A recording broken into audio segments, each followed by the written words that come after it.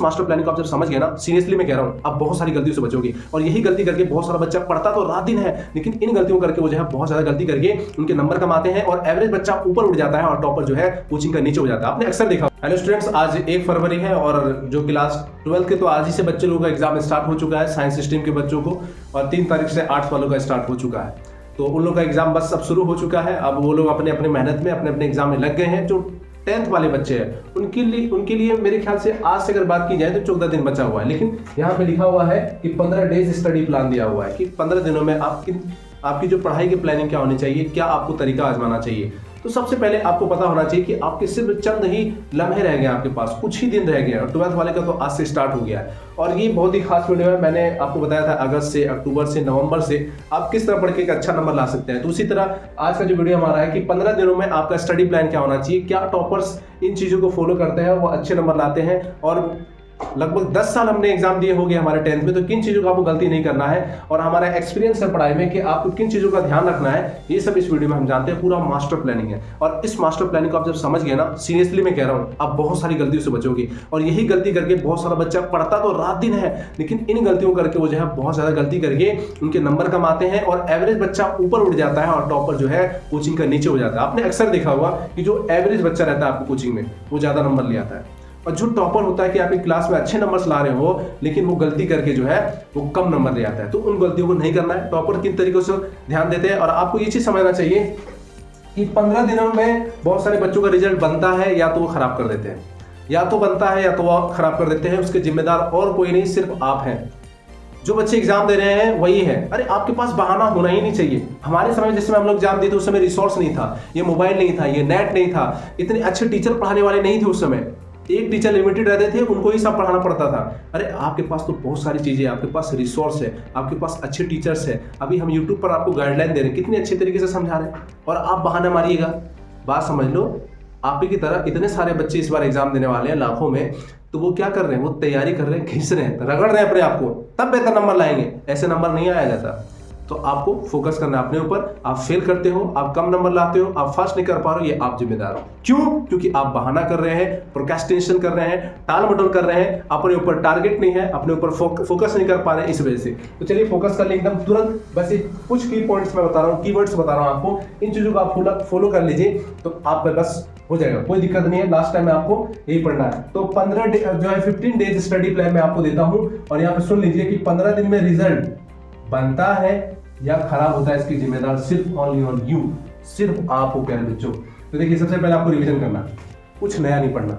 चंद दिन रह गया ना, थोड़े से दिन रह गया ना, कुछ नया नहीं पढ़ना है आपको, कुछ एक्स्ट्रा माथा नहीं लगाना। एकदम कोचिंग का नोट्स, कोचिंग का आप नोट्स पढ़िए, क्वेश्चन बैंक पढ़िए, मॉडल सेट पढ़िए, रिवीजन कीजिए। अगर साइंस या हिस्ट्री का आपको है तो हिस्ट्री का पहले नोट्स लीजिए, आपको कोचिंग मिलता है, हम तो अपने कोचिंग में देते हैं। आप उसको खोलिए, उसको पढ़िए, इससे आपका लॉन्ग जो है बेहतर बनेगा। रिवीजन रिवीजन रिवीजन, कुछ नया नहीं, कुछ नया नहीं, ओनली ऑन जो पढ़ाया गया है उसको आप कीजिए।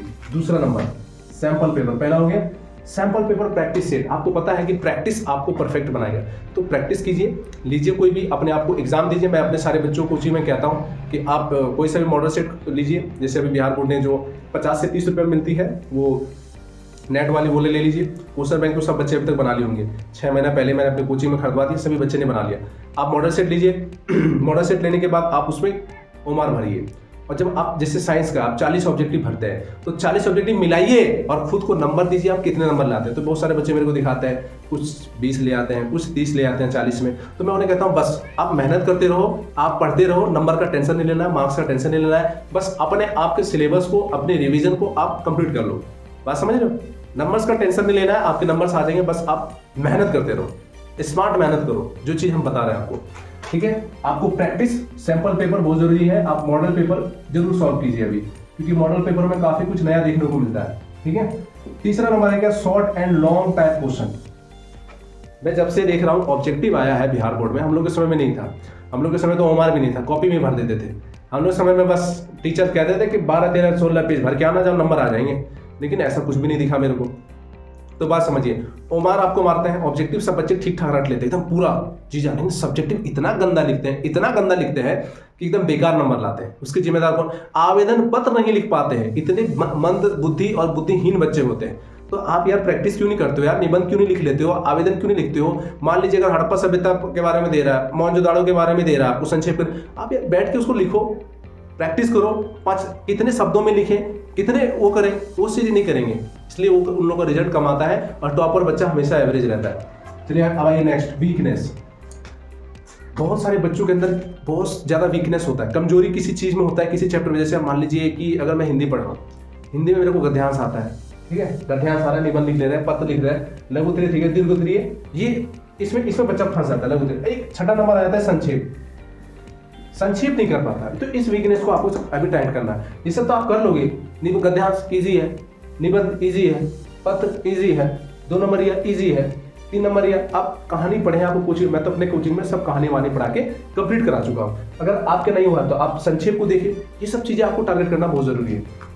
उसके बाद आता है कॉन्फिडेंस और नेगेटिविटी। अपने दिमाग से ये नेगेटिविटी हटा दो, मैं इतना पढ़ रहा हूँ फिर भी मैं फेल हो जाऊंगा, बात समझ रहे हो।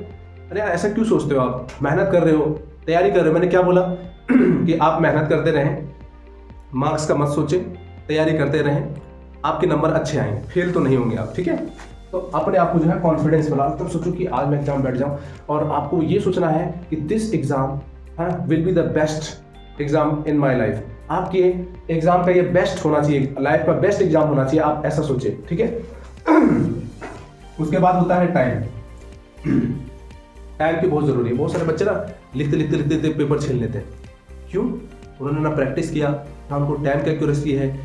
मैंने बहुत सारे बच्चों को जब स्टार्टिंग में दिया था, ऐसे वगैरह उर्दू में मजमून होता है और निबंध होता है, पता है आधे घंटे में निबंध लिखते थे, जबकि उसकी मैक्सिमम टाइम 10 से 12 मिनट बहुत है एक ऐसे लिखने का, पटापट पटापट। और वो लोग मेहनत नहीं करते हैं, जो बच्चे घर में प्रैक्टिस नहीं करते हैं, उनकी टाइम इतनी गंदी होती है कि पेपर छीन लिया जाता है कुछ ही लिख के, और रिजल्ट्स बेकार हो जाते हैं। अरे पास हो गए क्या होगा, फर्स्ट डिवीजन करके दिखाओ, माँ बाप बहुत खुश होंगे। तीसरा, हैंडराइटिंग आपको सही करना चाहिए, ये तो प्लस पॉइंट है भाई, ये आपका प्लस पॉइंट है। अगर आप, मैंने हैंडराइटिंग में बताया था आपको, जस्ट इसके पीछे वीडियो बताया था कि हैंडराइटिंग आपकी इतनी अच्छी होनी चाहिए कि लोग समझ जाए। अगर हम ही चेक कर रहे हैं, इतना फरिश होना चाहिए कि हम आपकी राइटिंग समझ जाए। आप दूसरों को टारगेट, दूसरे को नहीं, आप खुद को टारगेट दो। आज मुझे ना साइंस, होम साइंस पढ़ना है, सॉरी साइंस मुझे एसएसटी पढ़ना है, आपने लिया, आज खत्म कर लिया। 5 मॉडल सेट का ऑब्जेक्टिव पढ़ना है, खत्म कर दिया। कल मेरे को मैथ पढ़ना है, हिंदी पढ़ना है, खत्म कर दिया। कल मेरे को संस्कृत पढ़ना है या जिसका उर्दू है उसको पढ़ना है, खत्म कर दिया। आज मेरे को इंग्लिश में पूरा ग्रामर कंप्लीट करना है, इंग्लिश भी इंपॉर्टेंट है, उसको भी पढ़ाई कीजिए, तो खत्म कर दिया। खुद को टारगेट दो, टालो नहीं। आप इतना बेकार पढ़ते हो, आपका रिजल्ट कैसे होगा। दूसरा दोस्त खेल रहा है, तुम भी सोचो मैं भी जाकर खेलूं, अरे भाई उसकी दिमाग ठीक है, उसका वो अगर जल्दी याद कर लेता है, आपसे जल्दी नहीं याद होता तो आप क्या वही काम करोगे, ऐसा कुछ भी नहीं है। उसके बाद है बच्चों वीक सब्जेक्ट। क्या है वीक सब्जेक्ट, जैसे मान लीजिए बहुत सारे बच्चों का स्ट्रॉन्ग सब्जेक्ट में जानता हूं कि साइंस है, एसएसटी है, मैथ है, और साइंस एसएसटी मैथ, और उसके बाद क्या है, साइंस है, एसएसटी है, और उसके बाद बहुत बच्चे का उर्दू है, संस्कृत, ये सब ठीक है। वीक में सब्जेक्ट में क्या आ जाता है मेरे ख्याल से, उर्दू, संस्कृत और मैथ, ये बहुत ही वीक सब्जेक्ट होते हैं, बहुत ही कमजोर सब्जेक्ट होते हैं। बहुत बच्चे इसमें बहुत कमजोर होते हैं, हार्ड सब्जेक्ट है लेकिन बच्चे कमजोर होते हैं पढ़ाई करने में, तो इसमें उसको बहुत ज्यादा अभी मेहनत करना चाहिए और कमजोरी को पूरा करना चाहिए। उसके बाद क्या, स्टडी अकॉर्डिंग टू मार्क्स। आप पढ़ाई कीजिए study according two marks, marks के हिसाब से। मैंने बोला ना कुछ नया नहीं पढ़ना है, 5 नंबर ही आने वाला है, तो आप क्वेश्चन बैंक देख लीजिए, मिलाइए कुछ कि उसमें कौन कौन VVI है, कौन कौन वो है, आप उसको मार्क्स को लिखिए, कितने शब्दों में लिखना है वो प्रैक्टिस कीजिए, बात समझ गए, ठीक है। तो ये मैंने आपको लगभग बता दिया। इसमें आपको मैं उम्मीद करता हूँ बहुत सारी चीज़ समझ आ गई होगी कि आपको रिवीजन करना है, सैंपल पेपर बनाना है, शॉर्ट टाइप, वीकनेस, कॉन्फिडेंस आपके अंदर रखिए, टाइम को देख लेना है, आपकी राइटिंग अच्छी होनी चाहिए, टारगेट दो खुद को। तो वीक सब्जेक्ट जैसे मेरे ख्याल से हमको लगता है बच्चे इसमें बहुत ही वीक होते हैं, तो संस्कृत या मैथ, और जो उर्दू वाले बच्चे हैं, कुछ बच्चे शुरू से उर्दू पढ़ते हैं उनका तो ठीक रहता है। स्टडी अकॉर्डिंग टू मार्क्स, अपने मार्क्स के अनुसार से आपको पढ़ाई करना है। अब मान लीजिए हिंदी का मैं एग्जांपल देता हूँ, गद्यांश 20 नंबर का, निबंध 10 नंबर का, पत्र 5 नंबर का, लघु उत्तरीय 5 2 बना रहे हो 10 2 नंबर या 10, दीर्घ 3 नंबर या 15 नंबर, तो 50 नंबर आ गया ना। तो ये सब देखो इजी होता है, आसान होता है। और जो उर्दू नहीं पढ़े उनके लिए उर्दू हार्ड हो जाता है, जो संस्कृत सही से नहीं पढ़ाई, ग्रामर जिसका सही नहीं है वो उनके लिए हार्ड होता है। एक मैथ तो होता ही है, बहुत बच्चे शुरू से ही मैथ में ठीक होते हैं तो उनके लिए मैथ आसान होता है। बस आप मेहनत करते रहो एक सोच के साथ कि मैं मेहनत कर रहा हूँ, मेरे मार्क्स क्या आएंगे वो अलग सी बात है, लेकिन आप अपना बेस्ट दें। आपके कोचिंग में जब भी टेस्ट हो तो उसमें अच्छे मार्क्स लाने की कोशिश कीजिए, बट्टे में बट्टे लाने की कोशिश कीजिए, और आप मेहनत करते रहे बिना किसी आप ये डर से कि मैं अगर इतना मेहनत कर रहा हूँ फिर मेरे कम मार्क्स आएंगे। नहीं, आपके अच्छे मार्क्स आएंगे। आप ये नहीं कि टॉप कर सकते हैं या फेल हो जाएंगे, कहाँ कुछ नहीं जा सकता। बस एक चीज़ है कि आप स्मार्ट मेहनत करें, रिवीजन करें, कुछ नया नहीं पढ़ना। लास्ट में कहना चाहूँगा, बस मैं यहीं से खत्म करता हूँ अपनी वीडियो। आपको कुछ नया नहीं पढ़ना है, आप बस रिवीजन करते रहें। उम्मीद करता हूँ जितनी भी ये सारी चीज़ें मैंने बताया आपको सब चीज़ अच्छे तरीके से समझ आ गई। अच्छे तरीके से जब आपको समझ आए तो आप जरूर शेयर करें। Thank you for watching.